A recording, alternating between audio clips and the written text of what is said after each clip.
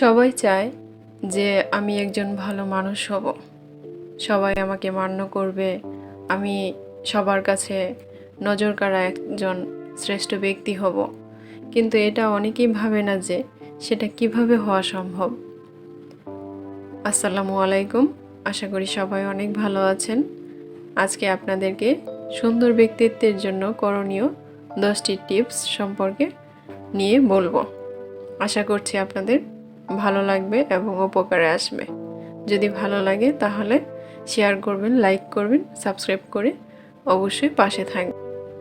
আমরা যদি নিজের ত্বকের যত্ন নিই তাহলে আমাদের ত্বক সুন্দর হয়।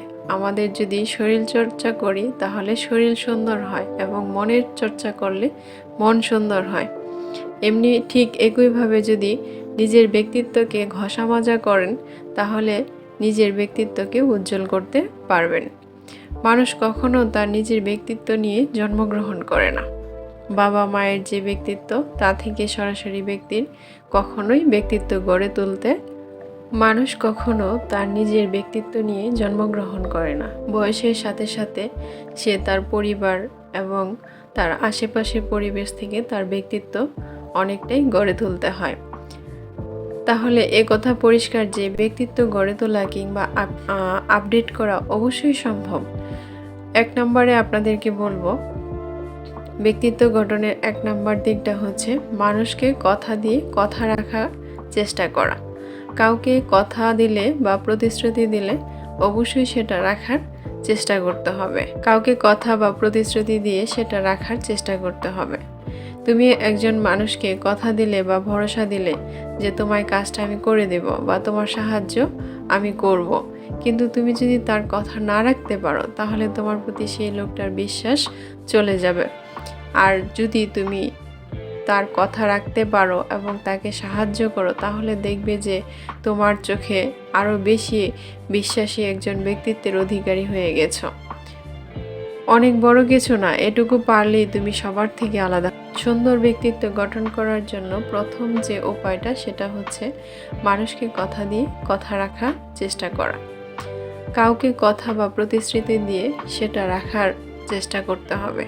তুমি একজনকে কথা দিলে বা ভরসা দিলে যে তোমার কাজটা আমি করে দিব বা তোমাকে আমি একটা সাহায্য করব, কিন্তু তুমি যদি তার কথা না রাখতে পারো তাহলে তোমার প্রতি যে সেই লোকটার বিশ্বাস ছিল সেটা হারিয়ে যাবে।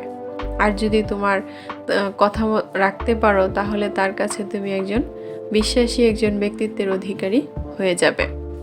অনেক বড় কিছু না, প্রতিদিন এটা অবশ্যই তুমি চেষ্টা করো যেন কাউকে কথা দিলে তুমি তোমার কথা অবশ্যই রাখতে পারো। 2 নম্বর উপায়টা হচ্ছে সময়ের মূল্য দিতে শেখো। সময়ের মূল্য দিতে শিখতে হবে। সময় এবং স্রোত কখনোই কারোর জন্য বসে থাকে না। তাই সময়ের মূল্য যে বুঝে সে জীবনে কখনোই পিছনে ফিরে তাকাতে হয় না। কাউকে তুমি সময় দিলে যে কাল সকাল 10টায় আমার সাথে দেখা করবে অথবা 10টায় একটা গুরুত্বপূর্ণ মিটিংয়ে উপস্থিত থাকবে, কিন্তু সেখানে সময় মতো পৌঁছতে পারলে না বা ইচ্ছা করে পৌঁছালে না বা অলসতার কারণে কোনো কারণে যেতে ইচ্ছে করলো না, তাহলে মানুষ তোমার উপর আস্তে আস্তে আস্থা হারাবে। আর তুমি যদি সময়ের সঠিক মূল্য দিতে পারো, সময়ের কথা সময়ে রাখতে পারো, তাহলে অবশ্যই তুমি মানুষের চোখে আলাদাভাবে গণ্য হবে। 3 নম্বর উপায়টা হচ্ছে মানুষের কথা শোনো ও পাশে দাঁড়াও, সাহায্য করো। সবাই শুধু বলতে চায়, কেউ শুনতে চায় না। তুমি একটু ব্যতিক্রম হওয়ার চেষ্টা করো। তোমার সামনের ব্যক্তি তোমাকে কি বলতে চাচ্ছে তা মনোযোগ দিয়ে শোনো। সুযোগ বুঝে সময় মতো তোমার কথাগুলো তাকে বোঝানোর চেষ্টা করো। দেখবে তুমি নিজের অজান্তে তার কাছে প্রিয় মানুষ হয়ে উঠেছ। মানুষ বিপদে পড়লে মানুষের পাশে দাঁড়াও, তাদেরকে যতটা পারো সাহায্য করো। দেখবে সেও উপকৃত হবে, তোমারও ভালো লাগবে এবং সেই সাথে তোমার আত্মবিশ্বাস আরও অনেক বেশি বেড়ে যাবে। তুমি মানুষকে হ্যান্ডেল করার যে ক্ষমতা সেটা পাবে এবং তোমার ব্যক্তিত্ব অনেক শক্তিশালী। তো সুন্দর ব্যক্তিত্ব গঠনের ক্ষেত্রে 4 নাম্বার ব্যাপারটা যেটা সেটা খুবই গুরুত্বপূর্ণ। নিজের রাগ এবং ক্রোধকে নিয়ন্ত্রণ করতে শিখতে হবে। রাগের বশে আমরা অনেক কিছু বলে ফেলি, অনেক কিছু করে ফেলি, কিন্তু যখন আমাদের রাগ থাকে না তখন আমরা বুঝতে পারি যে এটা না করলেই ভালো হতো।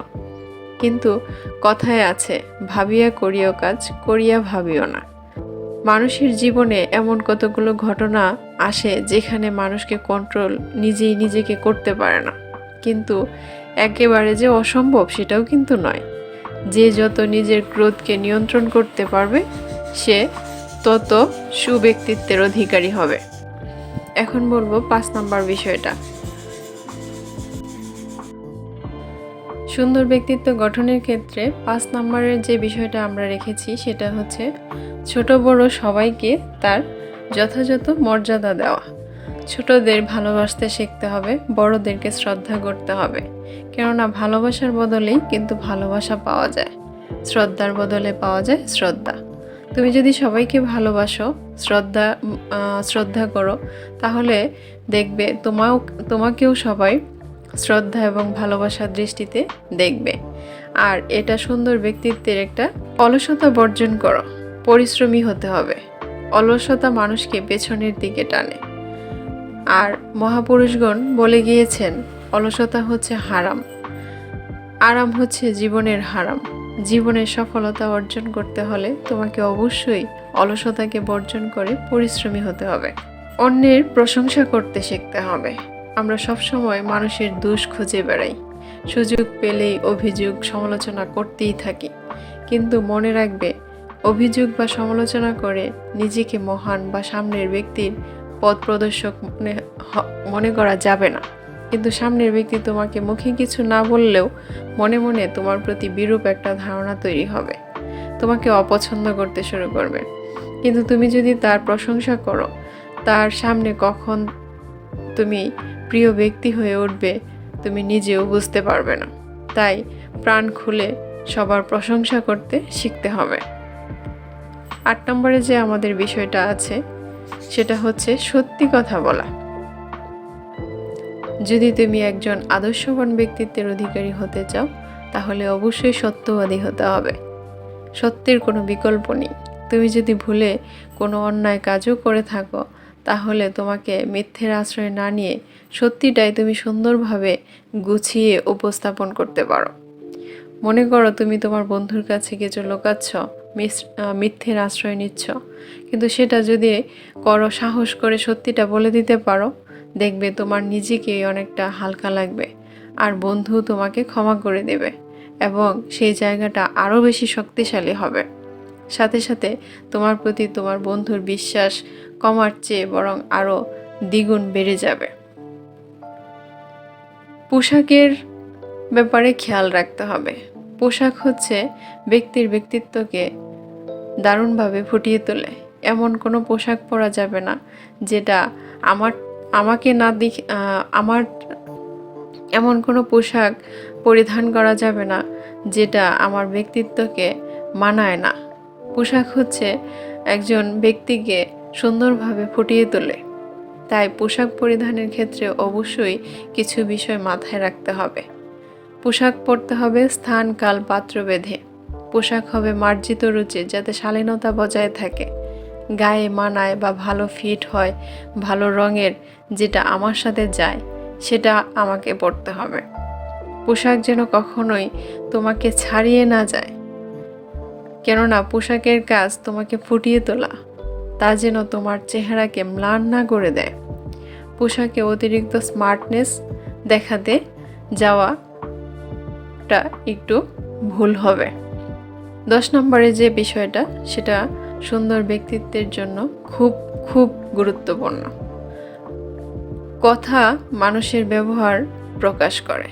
তাই যে কোনো স্থানে অনেক মানুষের ভিড় সেখানে কথা বলার স্টাইল, শব্দচয়ন, আই কন্ট্যাক্ট ইত্যাদির উপর তোমার ব্যক্তিত্ব নির্ভর করবে। এই ক্ষেত্রে আমি কয়েকটি বিষয় বলবো যেগুলো মাথায় রাখলে সুন্দরভাবে কথা বলা যাবে। সামনের জনের সঙ্গে আই কন্ট্যাক্ট করতে হবে, এতে আত্মবিশ্বাস বৃদ্ধি পাবে। আঞ্চলিক উচ্চারণ ত্যাগ করা, কারণ এতে সবার কাছে গ্রহণযোগ্যতা বাড়বে। অনেকেই আঞ্চলিকতাটাকে ভালোভাবে দেখে না। সহজ ও সুন্দর শব্দ চয়ন করা, এতে সামনের মানুষের মনোযোগ আকৃষ্ট হবে। সাধারণত মানুষ যেভাবে কথা বলে, যে স্টাইলে কথা বলে, তুমি যদি একটু অন্যরকমভাবে অন্যরকম শব্দ দিয়ে সেটা বলতে পারো, তাহলে তোমার কথা শোনার আগ্রহ সবার বেড়ে যাবে। কথা বলার সময় হাসি খুশি ভাব বজায় রাখা, মুখের হাসি সবসময় বজায় রাখতে হবে কথা বলার সময়। ঘনিষ্ঠ কাউকে ছাড়া নিজের সমস্যার কথা অপরকে বলতে না পারাটাই সবচেয়ে ভালো। কথায় রসবোধ থাকে এমন কথা বলতে হবে। সেই সঙ্গে মাতৃভাষার প্রতি শ্রদ্ধা ও ভালোবাসা রাখতে হবে, কারণ নিজের ভাষাকে শ্রদ্ধা না করতে পারলে অপরের ভাষা বা সংস্কৃতিকেও আমরা শ্রদ্ধা করতে পারবো না। এভাবে কয়েকটি করণীয় বিষয় যদি অভ্যাস করতে পারো, তবে তুমি হয়ে উঠতে পারো সুন্দর ও আকর্ষণীয় ব্যক্তিত্বের অধিকারী। ভালো থাকবেন সবাই। আর কিছু জানতে হলে কমেন্ট বক্সে লিখে ফেলুন। অবশ্যই আপনাদের মতামত আমার কাছে খুবই গুরুত্বপূর্ণ।